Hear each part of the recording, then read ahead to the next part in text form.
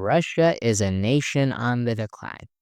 But things weren't always this way, as if you go back in time to the 20th and 19th century, you would see a Russia with great potential, feared by all of Europe. Even one of the reasons that Germany started World War I was that their experts predicted that by the 1920s, Russia would be too industrialized for Germany to defeat. But then we all know what happened next. The Russian Empire fell to the Soviet Revolution.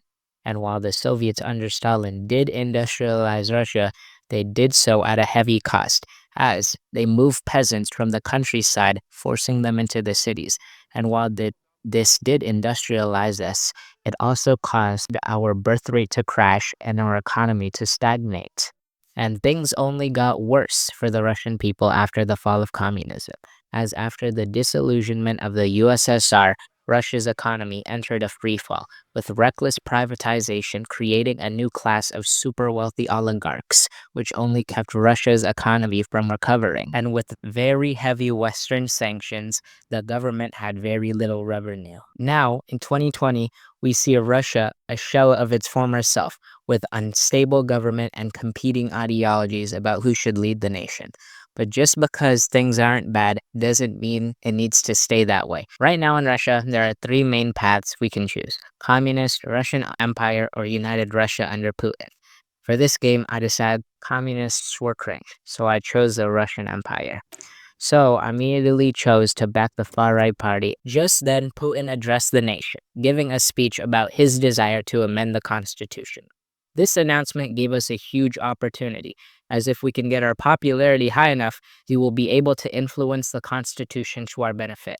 Of course, the left also began their own campaigns to increase their popularity, but they have one big weakness that we exploited, and that was the communists were hated by the oligarchs. So we convinced them to give us funds to help with our campaign. And using the funds we got from them, we bribed government officials to order the arrest of communist extremists and politicians. Then, when the voting resolution came, we beat the communists by a large margin. But then, a few days later, we got reports of the first COVID outbreaks within Russia.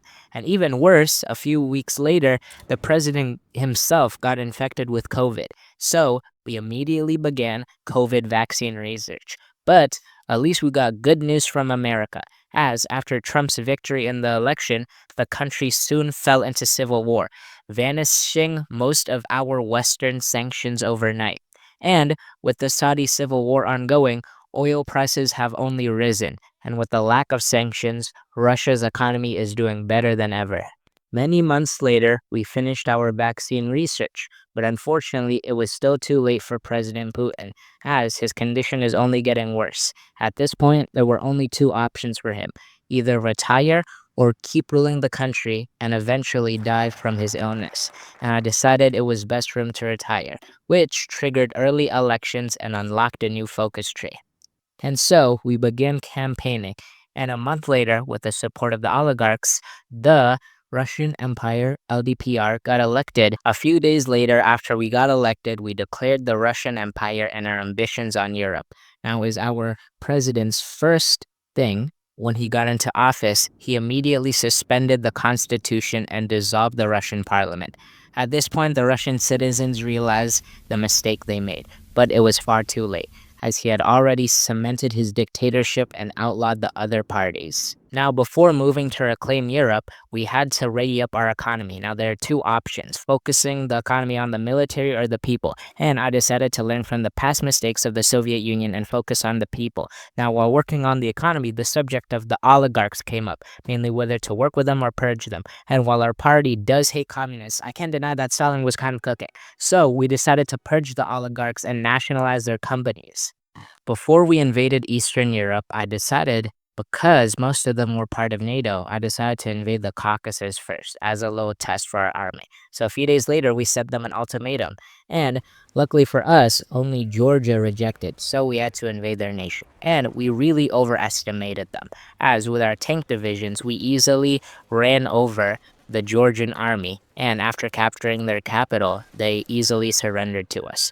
Next was the Central Asian nations, and for some reason, they didn't even have enough troops to cover their whole border. So we just kind of drove to to their victory points and they capitulated. And finally was Belarus. And since they are our own ally, they easily accepted our proposal to annex them.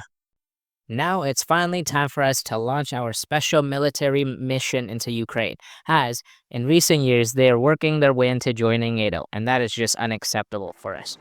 Now, as we declared war on Ukraine, we found our army to be severely overprepared, as the Ukrainian forces were no match for our advanced Russian tanks, as we were able to easily encircle Ukrainian forces over and over and over again without having much retaliation. But obviously, after seeing our success in Ukraine, NATO got jealous. So they joined the war against us on the side of Ukraine. But it's okay, as we already expected something like this to happen. So we already have a counterattack plan developed. Our plan was to quickly attack Lithuania and cut off the Baltics from Poland, and that successfully worked. And after encircling and eliminating all the troops in the Baltics, we killed about 2 armies worth of troops. Then, after that, in order to capitulate Ukraine, we encircled Kiev and all the troops inside of it. Now that Ukraine has capitulated and NATO has lost over 5 whole armies and troops, we can now just battle plan the rest of the way. Расцветали яблони и груши, поплыли туманы над рекой. Выходила на берег Катюша, на высокий берег, на крутой. Выходила на берег Катюша, на высокий берег, на крутой. After entering Germany, NATO soon sued for peace, and after that, we were finally able to restore the Russian Empire to its former glory. Thanks for watching my video. Please like, subscribe, and share with your friends and family.